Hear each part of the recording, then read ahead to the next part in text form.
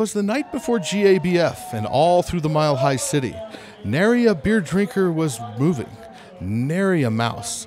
But here we are with the Santa Claus of beer brewing and the Father Christmas of the GABF, Mr. Charlie Papazian. Charlie, welcome. Ho, ho, homebrew.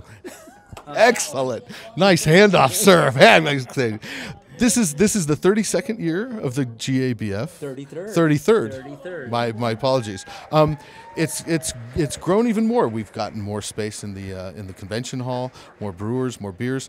How's that looking this year? It's looking really fine. It's just like every time I've been going to these events for 33 years, right. And I walk in, and I'm always blown away, and I'm sure I'm going to be blown away tomorrow night when I enter that hall and go, wow, look at all these beers, look at all these people, and they are excited to be here. Great.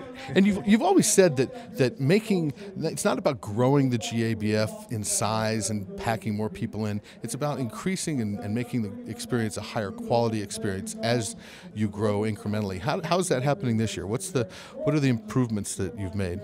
Yeah, as the Brewers Association staff, we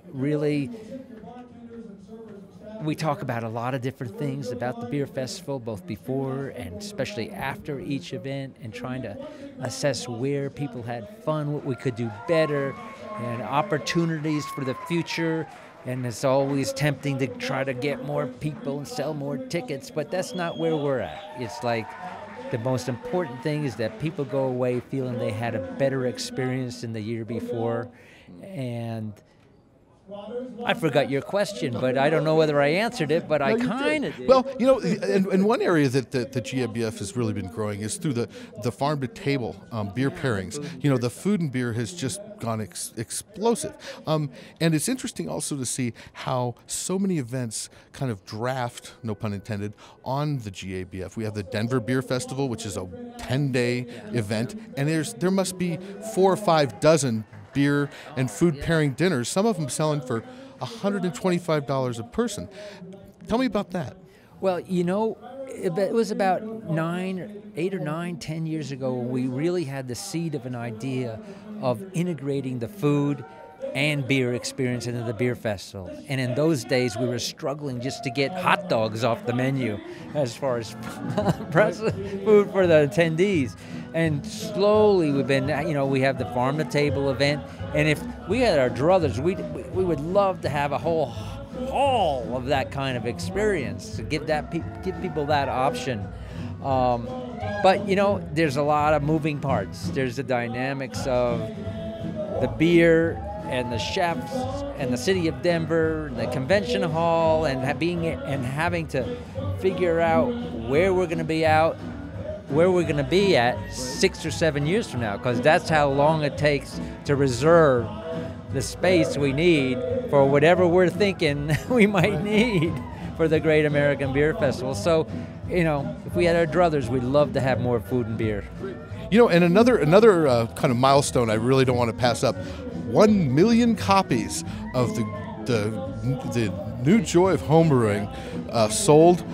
4th edition, you're celebrating the 4th edition? 4th edition just came out yesterday, it's the end of September, and it's been 30 years since the first large volume edition came out, and it's 1.3 million copies. And it's not just about the beer and the number of books, but it's about I get blown away about the impact that I'm beginning to realize that book has had on people's lives. I guess the most common thing people say is, I know you've heard this 1,000 times, Charlie, but your book changed my life. And I hear that from most of the brewers at the beer festival who started home brewing, and people in the business of beer, whether it's a bartender who knows his stuff, or somebody who's an engineer or a marketing person, or even from the largest brewery in the world to the smallest brewery in the world. It's like I'm blown away at how many people got their start from my book, and it's it really is iconic. And I saw you here at the event here at Lanny's Clock Tower, where you were part of the beer night, the events, and people just walk up to you and have their dog-eared beer-stained, wart-stained, sticking together pages of their first joy of homebrewing book, and ask you to sign that. How's that make you feel? It very humbling, really. I mean, it's like I enjoy the fact that people really dig meeting me and getting their books signed by me. It's kind of fun that I brought that much joy into people's lives and kind of opened up an experience to them that they probably felt was not accessible until they read my book. So, it kind of reminds me of, instead of a face that launched 1,000 shipped, it's a book that launched how many millions and billions of barrels of beer. Well, that's true. And, I still brew my own beer. Anywhere from 8 to 18 batches of beer a year, 10 to 18 batches of beer a year. And I do it because I love making beer. It takes time, but I like spending that time making beer. It's just kind of like a cool process, and I like the beer I make, and it's usually very distinct from what I could buy, and it's a lot fresher, and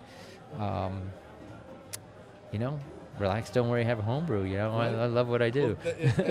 And as a sign out, can you join me in the mantra from their book that I read over and over and over again is relax. Don't worry, have a homebrew. Charlie Papazian, thank you very much. Cheers.